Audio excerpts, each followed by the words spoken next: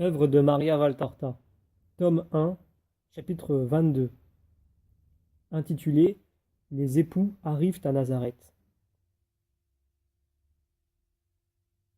Le ciel le plus azuré d'un tiède mois de février s'étend sur les collines de Galilée. Les 12 collines que, dans ce cycle de la Vierge enfant, je n'ai jamais vues et dont l'aspect m'est désormais aussi familier que si j'y étais né. La route principale, humide par suite d'une pluie récente, tombée peut-être la dernière nuit, n'est ni poussiéreuse, ni non plus boueuse. Elle est régulière et propre, comme une rue de ville, et elle se déroule entre deux haies d'aubépines en fleurs. C'est comme une surface neigeuse, d'où s'exhale un parfum amer et de bois, coupé par d'énormes groupes de cactus aux feuilles grosses et plates, toutes hérissées d'aiguillons et garnies d'énormes groupes de fruits bizarres, poussés sans ordre à l'extrémité des feuilles. Leur forme et leur couleur évoquent toujours en moi les profondeurs marines, avec les polypiers, les méduses et autres animaux des fonds marins. Au-delà des haies, qui servent de limite de propriété et qui s'allongent en tous sens, en formant un bizarre dessin géométrique avec des courbes et des angles, des rhombes, des losanges, des carrés, des demi-cercles, des triangles aux angles aigus ou obtus les plus invraisemblables. C'est un dessin tout saupoudré de blanc, comme un ruban capricieux qu'on aurait ainsi étendu, pour le plaisir, le long des champs et sur lequel volent, piaulent, chantent, par centaines, des oiseaux de toute espèce, dans la joie de l'amour et de la construction des nids. Au-delà des haies, les champs avec les blés en herbe qui sont déjà plus hauts que ceux de Judée et des prés tout fleuris et sur eux, en réponse aux légères nuées du ciel, auxquelles le crépuscule donne des teintes de rose, de lilas clair, de violette, de pervenche, d'opale azuré, d'orange corail. Par centaines et centaines, les nuées des arbres à fruits, blanches, rosées, rouges, avec toutes les nuances intermédiaires. Avec le léger vent du soir, papillonnent et tombent les premières pétales des arbres de fleurs. On dirait des essaims de papillons à la recherche de pollen. Sur les fleurs de la campagne, et d'un arbre à l'autre, des festons de vignes encore dénudées, sauf qu'à leur sommet, là où le soleil tape davantage, c'est l'ouverture innocente, étonnée, palpitante des premières petites feuilles. Le soleil se couche tranquille dans le ciel, si doux, dans son azur que la lumière rend encore plus claire, et il fait briller au loin les neiges de l'Hermont et d'autres cimes lointaines. Un char va sur la route. C'est celui qui porte Joseph et Marie avec ses cousins. Le voyage se termine. Marie regarde du regard anxieux de qui veut connaître et même reconnaître ce qu'il voit et dont il ne se rappelle pas. Et elle sourit quand quelque souvenir imprécis revient et s'arrête sur telle et telle chose, sur un point particulier. Élisabeth, et avec elle Zacharie et Joseph, l'aident à se souvenir en précision telle ou telle cime, telle ou telle maison. Maison désormais, car Nazareth déjà se montre, étendue sur l'ondulation de sa colline. Frappée à gauche par le soleil couchant, la cité montre ses petites maisons blanches, larges et basses, que surmonte une terrasse teintée de rose. Certaines, que le soleil frappe en plein, semblent éclairées par un incendie tant leur façade est rougie par le soleil qui fait briller l'eau des canaux et des puits bas, presque sans parapet, d'où montent les seaux pour la maison et les arrosoirs pour le potager. Enfants et femmes se mettent sur le bord de la route, jetant un coup d'œil dans le char, et saluent Joseph, bien connu. Mais après, ils restent perplexes et intimidés devant les trois autres. Mais quand on entre dans la cité proprement dite, il n'y a plus ni perplexité, ni crainte. Beaucoup et beaucoup de tous âges se trouvent au début du pays sous un arc rustique de fleurs et de feuillages, et à peine le char apparaît de derrière le coude de la dernière maison campagnarde qui échappe à l'alignement, c'est une roulade de cris aigus. Les gens agitent des rameaux et des bouquets. Ce sont les femmes, les jeunes filles et les enfants de Nazareth qui saluent l'épouse. Les hommes plus retenus se tiennent en arrière de la haie remuante et bruyante et saluent avec gravité. Maintenant, le char a été découvert avant d'arriver au pays, car le soleil n'est plus gênant, et permet ainsi à Marie de bien voir la terre natale. Marie apparaît belle comme une fleur, blanche et blonde comme un ange. Elle sourit avec bonté aux enfants qui lui jettent des fleurs et lui envoient des baisers, aux jeunes filles de son âge qui l'appellent par son nom, aux épouses, aux mères, aux vieilles qui la bénissent avec leur voix chantante. Elle s'incline devant les hommes et spécialement devant l'un d'eux qui est peut-être le rabbin ou le principal personnage du pays.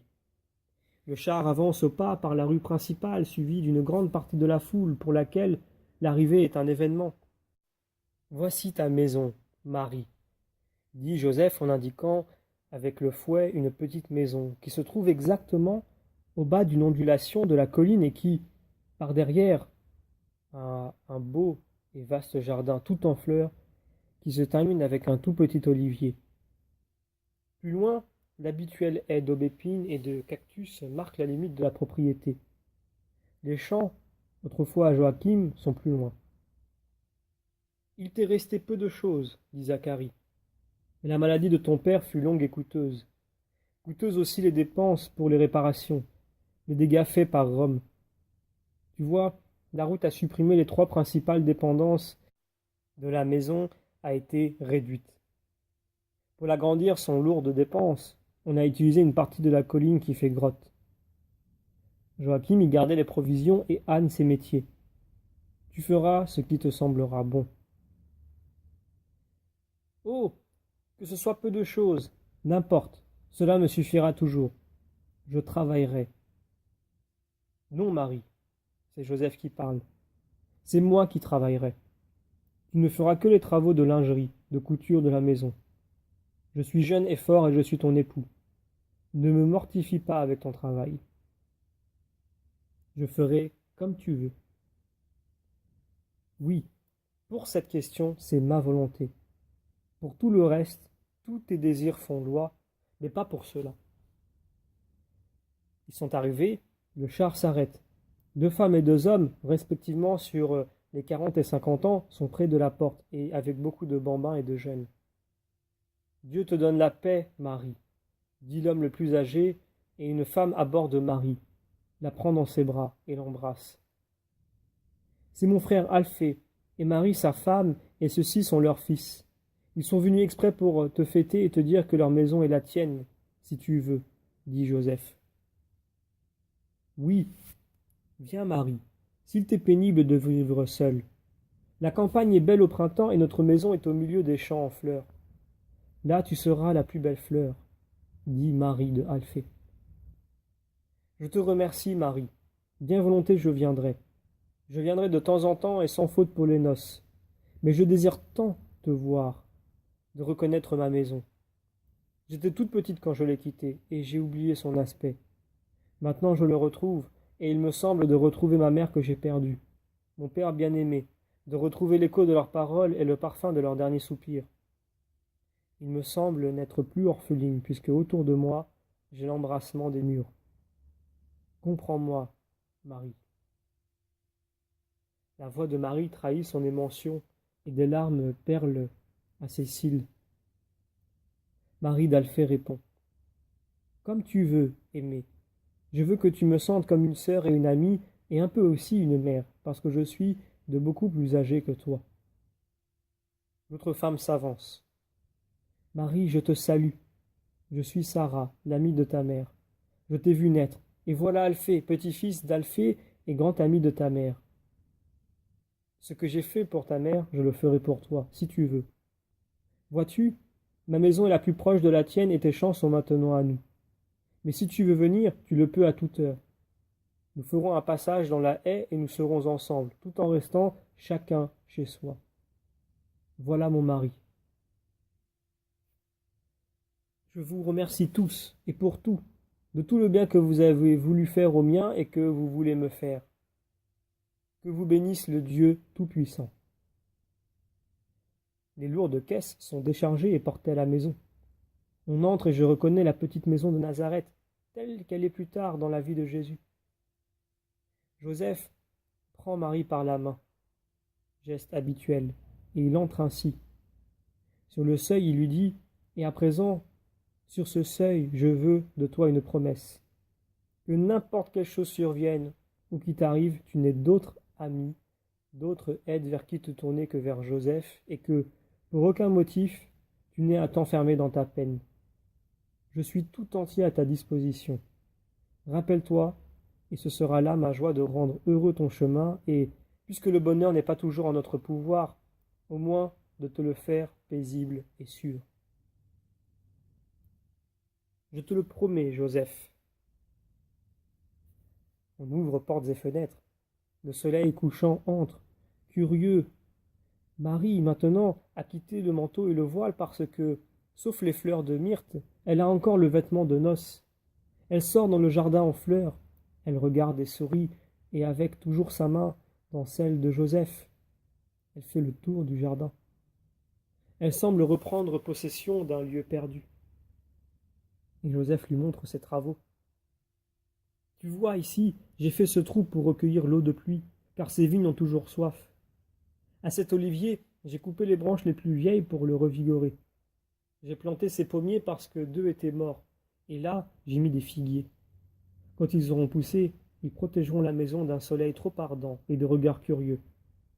Là est l'ancienne tonnelle.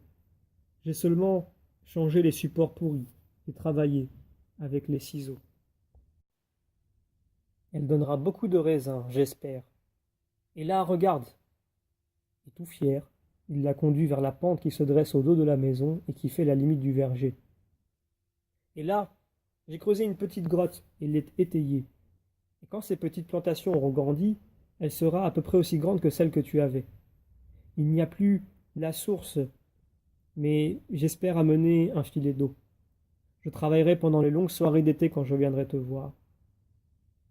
Mais comment? Dit Alphée. Vous ne faites pas les noces cet été? Non. Marie désire filer les draps de laine, unique chose qui manque au trousseau, et j'en suis heureux.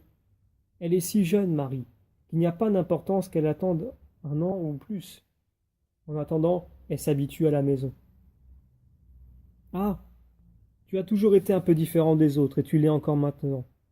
Je me demande qui n'aurait pas hâte d'avoir pour femme une fleur comme Marie, et toi, tu attends des mois. Joie longuement attendue, joie plus intensément goûtée, répond Joseph avec un fin sourire. Le frère hausse les épaules et demande. Et alors, quand penses-tu aux noces? Quand Marie prendra ses 16 ans, après la fête des tabernacles. Elles seront douces les soirées d'hiver pour les nouveaux époux. Et il sourit encore en regardant Marie. Un sourire d'entente secrète et pleine de douceur, d'une consolante chasteté fraternelle. Puis il reprend son tour. Ici, c'est la pièce dans la butte. Si tu veux, j'en ferai mon atelier quand je viendrai. Elle communique, mais n'est pas dans la maison. Aussi, il n'y aura ni bruit ni désordre. Si pourtant tu veux autrement... Non, Joseph, ça va très bien ainsi. On rentre à la maison et on allume les lampes. Marie est fatiguée, dit Joseph. Laissons-la tranquille avec les cousins. Tous saluent et s'en vont. Joseph reste encore quelques minutes et parle à Zacharie à voix basse. Ton cousin te laisse, Élisabeth, quelque temps. Es-tu contente? Moi, oui, parce qu'elle t'aidera à devenir une parfaite maîtresse de maison. Avec elle, tu pourras disposer toutes choses à ton goût et ranger le mobilier et je viendrai tous les soirs t'aider. Avec elle, tu pourras te procurer la laine et tout ce qu'il faut. C'est moi qui réglerai les dépenses. Souviens-toi que tu as promis de t'adresser à moi pour tout. Adieu, Marie. Dors ton premier sommeil de dame dans cette maison qui est à toi, et que l'ange de Dieu te le rende paisible. Que le Seigneur soit toujours avec toi. Adieu, Joseph. Que toi aussi tu sois sous l'aile de l'ange de Dieu. Merci, Joseph, pour tout. Autant que je le puis, mon amour répondra au tien. Joseph salue les cousins et sort. En même temps, la vision cesse. Conclusion du pré-évangile. Jésus dit, le cycle est terminé, et avec lui, si doux et si suave, dont Jésus t'a porté sans secousse hors du tumulte de ses jours. Comme un petit enfant revêtu d'une douce laine et posé sur des coussins moelleux, tu as été plongé dans ces visions bienheureuses pour ne pas ressentir, terrorisé, la férocité des hommes qui se haïssent au lieu de s'aimer. Tu ne pourrais plus supporter certaines choses, et je ne veux pas que tu en meures parce que j'ai soin de mon porte-voix. Elle va cesser dans le monde, la cause pour laquelle les victimes ont été torturées par tous les désespoirs. Pour toi aussi, Marie, va cesser le temps de souffrir terriblement pour toi de raisons qui violentent les sentiments personnels. Tu ne cesseras pas de souffrir, tu es victime, mais une partie de tes souffrances, celle-là va cesser. Puis viendra le jour où, je dirai comme à Marie de Magdala mourante, repose-toi. Il est temps pour toi de reposer. Donne-moi tes épines. Il est temps de roses. Repose-toi et attends. Je te bénis. Bénis. Je t'ai dit cela et c'était une promesse et tu ne l'as pas comprise au moment où arrivait le temps où tu seras plongée, roulée, enchaînée, couverte par les épines, dans la plus profonde obscurité. Cela, je te le répète maintenant avec une joie telle que seul l'amour que je suis peut éprouver quand il peut faire cesser une douleur pour son aimé. Cela, je te le dis maintenant, le temps du sacrifice cesse. Et moi qui sais, je te le dis, pour le monde qui ne sait pas, pour l'Italie, pour Viareggio, pour ce petit pays où tu m'as apporté, médite le sens de ces paroles, le merci réservé aux holocaustes ou pour leur sacrifice. Quand je t'ai montré Cécile, vierge épouse, je t'ai dit qu'elle était imprégnée de mes parfums, et qu'à leur odeur elle a entraîné mari, beau-frère, serviteur, parente, ami. Tu as fait sans le savoir, mais moi je te le dis, moi qui sais le rôle de Cécile dans ce monde devenu fou. Tu es toute remplie de moi, de ma parole. Tu as porté mes désirs parmi les personnes et les meilleurs ont compris. Et après toi, victime, beaucoup et beaucoup en sont sortis. Et si ce n'est pas la ruine complète de ta patrie et des lieux qui te sont les plus chers, c'est parce que beaucoup d'hosties ont été consumées à la suite de ton exemple et de ton activité. Merci, béni. Mais continue encore. J'ai grand besoin de sauver la terre, de racheter la terre. Vous, les victimes, vous êtes le prix du rachat. La sagesse qui a instruit les saints est instruite par un enseignement direct, t'élève toujours plus à l'intelligence de la science de vie et à sa pratique. Dresse, toi aussi, ta petite tente près de la maison du Seigneur. Enfonce aussi les pieux de ta tente dans la demeure de la sagesse et reste-y sans jamais en sortir. Tu reposeras sous la protection du Seigneur qui t'aime, comme un oiseau au milieu des branches fleuries, et il te mettra à l'abri de toute intempérie spirituelle, et tu seras dans la lumière de la gloire de Dieu, d'où descendront pour toi des paroles de paix et de vérité. Va en paix. Je te bénis, bénis. Tout de suite après, Marie dit à Marie le cadeau de la maman pour sa fête, une chaîne de cadeaux. Et s'il y a parmi eux quelques épines, ne t'en plains pas au Seigneur qui t'a aimé comme il en a aimé bien peu. Je t'avais dit au début, écris sur moi, toute peine trouvera sa consolation. Tu as vu que c'était vrai. Ce cadeau t'était réservé pour ce temps de trouble. Nous n'avons pas seulement soin de l'esprit, mais nous savons nous préoccuper aussi de la matière qui n'est pas reine, mais servante utile pour l'esprit, pour lui permettre d'accomplir sa mission. Sois reconnaissante au Très-Haut qui, pour toi, est vraiment Père, mais au sens affectueusement humain et qui te berce en de suaves extases, pour te cacher ce qui t'épouvanterait. Aime-moi toujours plus. Je t'ai porté avec moi dans le secret de mes premières années. Maintenant tu sais tout de la maman. Aime-moi comme fille et sœur dans ta destinée de victime. Et aime Dieu le Père, Dieu le Fils, Dieu l'Esprit Saint en perfection d'amour. Que la bénédiction du Père, du Fils et de l'Esprit Saint passe par mes mains. Qu'elle prenne le parfum de mon maternel amour pour toi, et sur toi elle descende et repose. Sois surnaturellement heureuse.